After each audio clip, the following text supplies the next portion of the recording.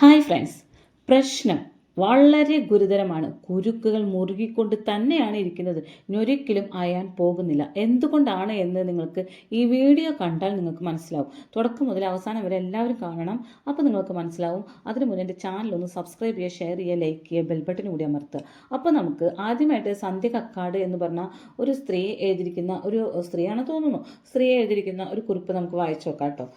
അത് ഇരയുടെ ഫോട്ടോ വെച്ചുകൊണ്ടാണ് ഈ സന്ധ്യ കക്കാട് എഴുതിയിരിക്കുന്നത് കേട്ടോ. ഇര എന്ന് പറയുന്നത് അതിജീവിത. അതിന് ഫോട്ടോ വെച്ചുകൊണ്ട് എന്താ പറയുക, മാന്യതയില്ലാത്ത കുറേ വർത്തമാനം എഴുതിയിരിക്കുന്നു. ഒപ്പം ദിലീപിനെയും മാന്യതയില്ലാത്ത രണ്ട് പേരെയും അപകീർത്തിപ്പെടുത്തുകൊണ്ടാണ് ഈ സ്ത്രീ എഴുതിയിരിക്കുന്നത്. അതായത് പറഞ്ഞിരിക്കുന്നത് എന്താണ്, ഈ അതിജീവിത മേക്കപ്പിന് വേണ്ടിയിട്ടും കാറുകൾ മേടിക്കാൻ വേണ്ടിയിട്ടും ഡ്രസ്സുകൾ മേടിക്കാൻ വേണ്ടിയും ചെരുപ്പുകൾ മേടിക്കാൻ വേണ്ടി ലക്ഷക്കണക്കിന് രൂപ ചെലവിടുന്നു എന്ന് പോലും. ആ കാശ് കൊണ്ട് നല്ലൊരു വക്കീലിനെ വെച്ചിരുന്നുവെങ്കിൽ ഇപ്പോൾ ഈ ക്രിമിനലായി പുറത്തിറങ്ങിയ ദിലീപിനെ കൊടുക്കാമായിരുന്നില്ലേ എന്ന് ചോദിക്കുന്നത്. രണ്ടുപേർക്കുള്ള താങ്ങാണ് കേട്ടോ. സ്വന്തം മാനം പോയ കേസിന് കാശ് ചെലവിടാതെ വേണ്ടാതിന് ദൂർത്തടിച്ച് നടക്കുന്ന ഇവളുമാരൊക്കെ ഉണ്ടല്ലോ. ഇവളമാർക്കൊക്കെ കാശ് മേടിക്കാൻ മാത്രമേ അറിയുള്ളൂ, കാശ് കൊടുക്കാൻ അറിയുകയില്ല എന്ന് ഈ സന്ധ്യ കക്കാടിൻ്റെ പോസ്റ്റാണ് കേട്ടോ. 36,000 ഫോളോവേഴ്സൊക്കെ ഉണ്ട്. എന്നിട്ട് എഴുതിയിരിക്കുകയാണ്, ഈ ക്രിമിനൽസിനെ അകത്തിടാമായിരുന്നില്ലേ, ഇവള് കാറ് കുറേ മേടിച്ചു കൂട്ടുന്നുണ്ട്, ഇവള് ഈ കാശൊക്കെ ഇതിനു വേണ്ടി ചെലവിടുകയാണെങ്കിൽ സ്വന്തം മാനത്തിന് വേണ്ടി ഇവൾക്ക് ചെലവിടാമായിരുന്നില്ലേ എന്നൊക്കെ പറഞ്ഞിട്ട്. എൻ്റെ പൊന്നു സന്ധ്യ കക്കാടെ, ഒരു സ്ത്രീയെ ഇത്രയധികം അപമാനിച്ചു കഴിഞ്ഞ് വീണ്ടും ഇട്ട് കുത്തല്ലേ. ആ സ്ത്രീ കഷ്ടപ്പെട്ട് അധ്വാനിച്ചുണ്ടാക്കിയ പൈസ അതിന് മാനം പോയ എന്ത് ചെയ്യാൻ പറ്റും? ഇങ്ങനെ കുറേ നരാധമന്മാർ വന്ന് പെട്ടെന്ന് ചെയ്ത് ഇപ്പം ഈ പോകുന്ന സന്ധ്യയെ ചെയ്ത സന്ധ്യ എന്ത് പറയും? ഉള്ള പൈസ മുഴുവൻ വിറ്റ് തൊലച്ച് മാനത്തിന് വേണ്ടി ഓടി നടക്കൂ. അവർക്ക് ചെരുപ്പിടണ്ടേ, വസ്ത്രം ഇടണ്ടേ, അവർ കാറിൽ പോകണ്ടേ? എന്ത് വർത്തമാനാണ് ഈ പറയുന്നത്? ഒരാളുടെ നിങ്ങളുടെ കാശ് കൊണ്ടല്ലോ അവർ പോകുന്നത്. അവർ സ്വന്തമായി അധ്വാനിച്ചുണ്ടാക്കിയ പൈസയാണ്. ആ കുട്ടി അത്ര നാളെ ഉള്ള വലിയ ബെഡ പണക്കാരിയൊന്നും ആയിരുന്നില്ല. ആ കുട്ടി അധ്വാനിച്ചുണ്ടാക്കിയ പൈസയോടാണ് ആ കുട്ടി ഇത്രയും ഇത് നടത്തുന്നത്. ഒരു വക്കീലിനെയും വെച്ചിട്ടുണ്ട്. അപ്പോൾ വക്കീലിനെയും കുറ്റം പറയുന്നുണ്ട് കേട്ടോ. അതായത് ഈ കേസിൽ ഫേമസ് ആകാൻ വേണ്ടി വന്നതാണ് ഈ വക്കീലെന്ന്. എന്നിട്ട് ഫേമസ് ആയി, പക്ഷെ എന്ത് ക്രിമിനൽസിനെ പുറത്തേക്ക് വിട്ടു എന്നാണ് പറയുന്നത്. നാണമുണ്ടോ സന്ധ്യ കാക്കടെ? ഇവരുടെ ഒന്നും നമ്മളൊന്നും പറയാൻ പോലും പാടില്ലാത്തതാണ് കേട്ടോ. ഇനി അഖിൽമാരുടെ ഒരു പോസ്റ്റ് അതുകൂടി വായിക്കാം, എന്നിട്ട് നമുക്ക് കാര്യത്തിലേക്ക് കിടക്കാം കേട്ടോ. അദ്ദേഹം പറഞ്ഞ ഇത്രയേ ഉള്ളൂ. ഇരയാക്കപ്പെട്ട പെൺകുട്ടിയെ ആക്രമിച്ചവരെ കോടതി പനിഷ്മെന്റ് കൊടുത്തിട്ടുണ്ട്. അവൾക്കൊപ്പം എന്ന പോസ്റ്റ് ഇട്ടവർ ഈ വിധിയിൽ സന്തോഷിക്കുന്നില്ല. കാരണം അവർ അവൾക്കൊപ്പമല്ല, അവനെതിരെയാണ്. അതും ഒരു 50% ശരിയാണ്. കാരണം ഈ അവൾക്കൊപ്പം എന്ന് പറഞ്ഞ് കൂടിയിരിക്കുന്നത് എന്തുകൊണ്ടാണെന്ന് വെച്ചിട്ടുണ്ടെങ്കിൽ ഇപ്പുറത്ത് ദിലീപ് ആയതുകൊണ്ടാണ്. അപ്പോൾ ദിലീപിനെ തൂക്കിലേറ്റിയാൽ മാത്രമേ ഇവർ അവൾക്കൊപ്പം നിൽക്കുകയുള്ളൂ. അല്ലാതെ മറ്റുള്ളവർ ആരെ ഇനിയിപ്പോൾ ഈ ശരിക്കും ഒറിജിനലായിട്ട് ചെയ്ത വ്യക്തിയെ മുഖ്യപ്രതിയെ കൊണ്ടു നിന്നാലും എല്ലാവർക്കും ദിലീപിനെ ഈ കേസിൽ പെടുത്തി തൂക്കുകയർ മേടിച്ചു കൊടുത്താൽ മാത്രമേ അവൾക്കൊപ്പം നിൽക്കുകയുള്ളൂ എന്നൊരു യാഥാർത്ഥ്യം അവിടെ കിടക്കുന്നുണ്ട് കേട്ടോ. അതൊക്കെ അവിടെ നിൽക്കട്ടെ. ഇനി ഈ ലൊക്കേഷൻ ടവർ വെച്ചുകൊണ്ടാണ് ഇവർ ദിലീപിനെയും പൾസർ സുനിയെയും ബന്ധപ്പെടുത്തി. ഇതാകെ കൂടിയുള്ള തെളിവ് ഇതാണ്. ലൊക്കേഷൻ ടവർ വെച്ച് കണ്ടുപിടിച്ചു. അത് ദിലീപുള്ള സ്ഥലത്ത് പൾസർ സുനിയും ഉണ്ട്. ഇതാണ് ഇവരുടെ തെളിവ്. ഇത് വെച്ചിട്ടാണ് പറയുന്നത്. അപ്പോൾ ഈ സന്ധ്യ മേഡം ഓരോ പോലീസുകാരോട് പറഞ്ഞു ദിലീപിനെ ജയിലിലിടാൻ വേണ്ടിയിട്ടുള്ള ഉത്തരവ് കൊടുത്തപ്പോൾ പോലീസുകാർ ചോദ്യം ചോദിച്ചിരുന്നു എന്ന് പോലും. ഇതൊക്കെ പറയുന്നത് ആരാന്ന് വെച്ചാൽ ഫസ്റ്റ് റിപ്പോർട്ടർ ഓൺലൈൻ എന്ന് പറഞ്ഞ ഒരു ചാനലിൽ വന്ന അഭിമുഖത്തിൽ പറയുന്നതാണ് കേട്ടോ. അപ്പോൾ പോലീസുകാർ ചോദിച്ചു, തെളിവൊന്നും ഇല്ലാതെ മേഡം എങ്ങനെയാണ് നമ്മൾ ഈ ദിലീപിനെ പോയിട്ട് അറസ്റ്റ് ചെയ്യുക? അന്നും തെളിവൊന്നുമില്ലല്ലോ, ഇപ്പോഴും തെളിവില്ലല്ലോ, അറസ്റ്റ് എങ്ങനെ ചെയ്യുന്ന വെച്ചപ്പോൾ പറഞ്ഞു, നിങ്ങളെ പിടിച്ചു കൊണ്ടുവരും, നമുക്ക് തെളിവ് ഉണ്ടാക്കാം എന്ന് പറഞ്ഞിട്ടാണ് ദിലീപിനെ അറസ്റ്റ് ചെയ്ത് കൊണ്ടിട്ടത്. അങ്ങനെ ദിലീപിനെ അവിടെ കൊടും മർദ്ദനം ഏൽക്കേണ്ടി വന്നു എന്ന് ഫസ്റ്റ് റിപ്പോർട്ടർ ഓൺലൈൻ പറയുന്നുണ്ട് കേട്ടോ. ആ ചാനലിൽ പറയുന്നുണ്ട്. ശരിക്കും മാധ്യമപ്രവർത്തകർക്ക് ലൈം ലൈറ്റ് ആയിട്ട് നിൽക്കാൻ ഒരു കണ്ണിയായി കിട്ടിയതാണ് ദിലീപിൻ്റെ ഇത്. അപ്പോൾ ദിലീപ് ഭയങ്കര ഫെയിമുള്ള ആളാണ്. ആ സമയത്ത് കത്തിച്ചൊലിച്ച് നിൽക്കുന്നത് കൊണ്ടാണ് മാധ്യമപ്രവർത്തകർ മുഴുവൻ എടുത്തിട്ട് കാച്ചിരുന്നത്. അവരെ പറഞ്ഞിട്ടും കാര്യമില്ല, അവരുടെ ചാനലൊന്നും ഉയരാൻ വേണ്ടിയിട്ടായിരിക്കും എല്ലാവരും ചെയ്തിട്ടുണ്ടാവുക കേട്ടോ. അപ്പോൾ ഒരു വോയിസ് നമുക്ക് കേൾക്കാട്ടോ, അതിനുശേഷം നമുക്ക് സംസാരിക്കാം. അതായത് കാര്യമായി ദിലീപിനെതിരെ ഒരു തെളിവും ഇല്ലാഞ്ഞിട്ടും, ദിലീപിനെ അറസ്റ്റ് ചെയ്യുന്ന ഘട്ടം വരെ ദിലീപിനെതിരെ ഒരു തെളിവും ഇല്ലാഞ്ഞിട്ടും ദിലീപിനെ കൊണ്ടുപോയി മർദ്ദിച്ച സംഭവങ്ങൾ. അതായത് ഈ ജൂലൈ 10-ാം തീയതി അന്നത്തെ ദിവസം തന്നെ ബി സന്ധ്യയാണ് ദിലീപിനെ ആദ്യമായി കൈവെക്കുന്നത്. ദിലീപിനെ ആദ്യമായി കൈവെക്കുന്നത് ബി സന്ധ്യയാണെന്നാണ് കേട്ടിട്ടുള്ളത്. ബി സന്ധ്യ കൈവെക്കുന്നത്, ബി സന്ധ്യ ദിലീപിനെ കൈ രണ്ടും പുറകിലേക്ക് പിടിച്ചു വെച്ചുകൊണ്ട് ഇവിടെ കൊഴുത്തിന് പിടിച്ചിട്ട് ഇങ്ങനെ പൊന്തിച്ച് ചോദിച്ചു എന്നാണ് പറയുന്നത്, നീ അല്ലടാ ഇത് ചെയ്യിച്ചത്, നീ അല്ല, നിനക്ക് പറഞ്ഞാൽ എന്താ, നീ ഇവിടെ വലിയ അഭിനയം കാഴ്ചവെക്കണ്ട എന്ന് പറഞ്ഞിട്ട് ഒരു ഇന്റർനാഷണൽ ടെററിസ്റ്റിനെ കൈകാര്യം ചെയ്യുന്ന രീതിയിൽ അന്ന് ഈ പറയുന്ന ദിലീപിനെ കൈകാര്യം ചെയ്യുക. അതിനുശേഷം ദിലീപ് അല്ല മേഡം അല്ല എന്ന് പറയുന്ന ഘട്ടത്തിൽ ദിലീപ് പകച്ചുപോയി. അന്ന് വരെ ഉണ്ടായിരുന്ന ആ ഒരു സ്റ്റാർ പരിവേഷം, ആ സ്റ്റാർഡം ഇതൊക്കെ നിൽക്കുന്ന ഘട്ടത്തിലാണ് ദിലീപിനെ ഇങ്ങനെ കൊണ്ടേ കയറി. ദിലീപ് ചെയ്തിട്ടില്ല എങ്കിൽ ദിലീപിന് സ്വാഭാവികമായിട്ടും വലിയ ചെട്ടലുണ്ടാവും. നമ്മൾ ചെയ്യാത്തൊരു കുറ്റത്തിന് നമ്മളെ പിടിച്ച് ഒരാൾ ആക്രമിക്കും, നമുക്ക് ആദ്യം ഒരു പരിഭ്രാന്തി ഉണ്ടാവാം, പിന്നെ ഒരു സങ്കടം തോന്നും. അതിനുശേഷമാണ് ആ സങ്കടത്തിൽ നിന്നാണ് പിന്നീട് നമുക്കത് പിടിച്ചു നിൽക്കാനുള്ള ഒരു പവർ പയ്യെ കിട്ടുക.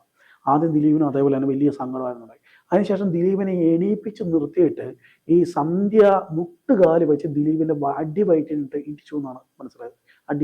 ഈ പറഞ്ഞതൊക്കെ ശരിയാണെങ്കിൽ ഇത് ഒട്ടും ശരിയായിട്ടുള്ള കാര്യമല്ല എന്നാണ് എനിക്കും പറയാനുള്ളത്.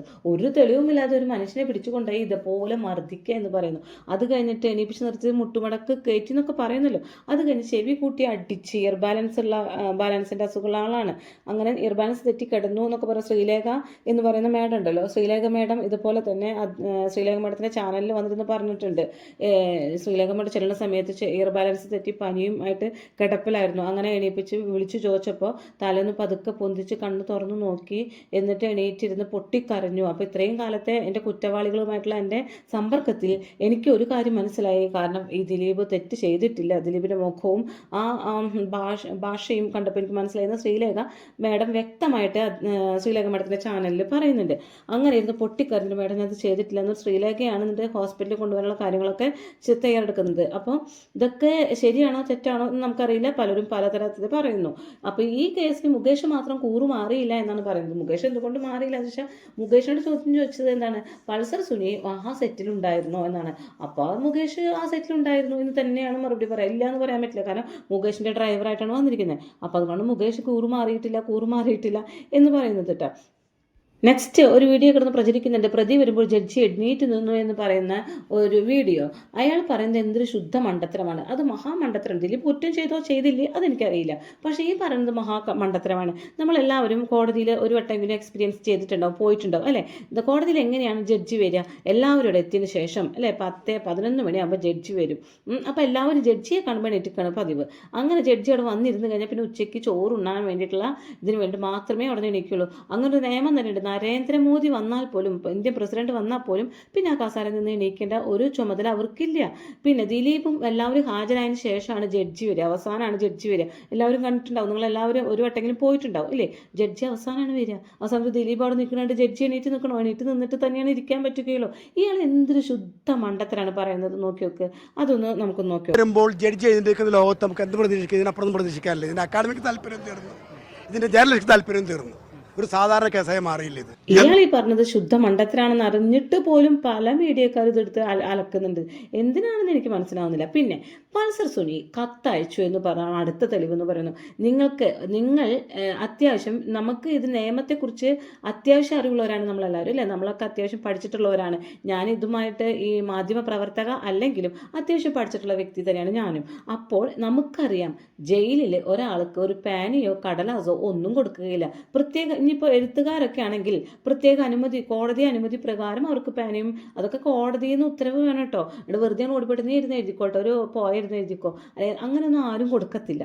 അപ്പോൾ എഴുത്തുകാർക്കൊക്കെ ആണെങ്കിൽ അത്രയും അനുമതിയോട് കൂടി മാത്രമേ കൊടുക്കുള്ളൂ. പൾസർ സുനിക്ക് മാത്രം പാനും കടലാസും കിട്ടി. ഇത്രയും ക്രിമിനൽസിന്, ഈ ക്രിമിനലിന് എങ്ങനെ പാനും കടലാസും കിട്ടി? അതൊന്നും അല്ല, അച്ചടി ഭാഷയിൽ അദ്ദേഹം എഴുതി കൊടുത്തു വിട്ടേക്കാണ് കേട്ടോ ദിലീപിൻ്റെ മാനേജർക്കും. അപ്പോൾ ഇത് ഗൂഢാലോചനയുടെ വേറൊരു തലമാണെന്ന് മനസ്സിലാക്കാൻ അത്ര ബുദ്ധിയൊന്നും വേണ്ട സാധാരണക്കാർക്ക് അല്ലേ. പൾസർ സുനി കത്തയക്കാൻ എവിടെ നിന്ന് പേന കിട്ടി, എവിടെ നിന്ന് പേപ്പർ കിട്ടി? എന്താ കോടതി പറഞ്ഞു അവന് പേപ്പർ കൊടുക്കാൻ വേണ്ടിയിട്ട്? അപ്പം അടുത്തൊരു ഗൂഢാലോചന. അപ്പം ഇതൊക്കെ കൂടിയിട്ട് വലിയൊരു ഗൂഢാലോചന ദിലീപിൻ്റെ പിന്നിൽ നടന്നിട്ടുണ്ടെന്ന് നമുക്ക് എല്ലാവർക്കും മനസ്സിലാവും. പക്ഷേ ഇതൊക്കെ ആണെങ്കിലും പരിതാപകരമായ ഒരു അവസ്ഥ എന്ന് പറഞ്ഞാൽ നമ്മുടെ അതിജീവിതയുടെ അവസ്ഥ തന്നെയാണ്. എന്തുകൊണ്ട് നീതി നിഷേധിക്കപ്പെടുന്നു? ഇങ്ങനെ കുറേ പേര് ഓരോരുത്തരും ഗൂഢാലോചന നടത്തുമ്പോൾ നിഷേധിക്കപ്പെടുന്നത് നീതിയും അതിജീവിതയ്ക്ക് മാത്രമാണ് വിട്ടുപോകുന്നത്. ആ കാര്യത്തിൽ നമുക്ക് ഭയങ്കര സങ്കടമുണ്ട്. എത്രയും പെട്ടെന്ന് കേസ് തെളിയിക്കാൻ മാറാം. ഇപ്പം മുഖ്യമന്ത്രിയുടെ അഭിപ്രായമായിട്ട് മാത്രമേ വെക്കേണ്ടി നിൽക്കേണ്ട, മുഖ്യമന്ത്രിയുടെ അഭിപ്രായം കൂടി നമുക്ക് പറഞ്ഞുകൊണ്ട് അവസാനിപ്പിക്കാം. ആ വീഡിയോ ജസ്റ്റ് ഇവിടെ ഒന്നുകൂടി പ്ലേ ചെയ്യാം. മുഖ്യമന്ത്രിയുടെ മറുപടി. അതുമായി ബന്ധപ്പെട്ട് വിശദാംശങ്ങൾ വരാനിരിക്കുന്നില്ലയോ? ഇപ്പോൾ ഒരു നിലപാട് വന്നു, ബാക്കി കാര്യങ്ങളും കൂടി വരുമ്പോഴാണല്ലോ അതിൻ്റെ വിശദാംശങ്ങൾ മനസ്സിലാക്കാൻ കഴിയും. ഇതുമായി ബന്ധപ്പെട്ട് നമ്മുടെ പ്രോസിക്യൂഷൻ രംഗം നല്ല രീതിയിൽ തന്നെ കൈകാര്യം ചെയ്തു എന്നുള്ളതാണ് പൊതുവെ ഉണ്ടായ ധാരണ. എല്ലാ ഘട്ടത്തിലും ആ കേസിൻ്റെ നടത്തിപ്പുമായി ബന്ധപ്പെട്ട് പൊതുസമൂഹവും നിയമവൃത്തങ്ങളുമെല്ലാം നല്ല അഭിപ്രായങ്ങളാണ് പ്രകടിപ്പിച്ചിട്ടുള്ളത്. ഒരു സർക്കാർ എന്ന നിലയ്ക്ക് ഇതുപോലുള്ള കാര്യങ്ങളിൽ കൃത്യമായ നിലപാട് സ്വീകരിക്കാൻ തയ്യാറാകുന്നുവെന്ന സന്ദേശം തന്നെയാണ് ആ കേസുമായി ബന്ധപ്പെട്ടുള്ള നടപടികൾ പൊതുവിലുണ്ടാക്കിയിട്ടുള്ളത്.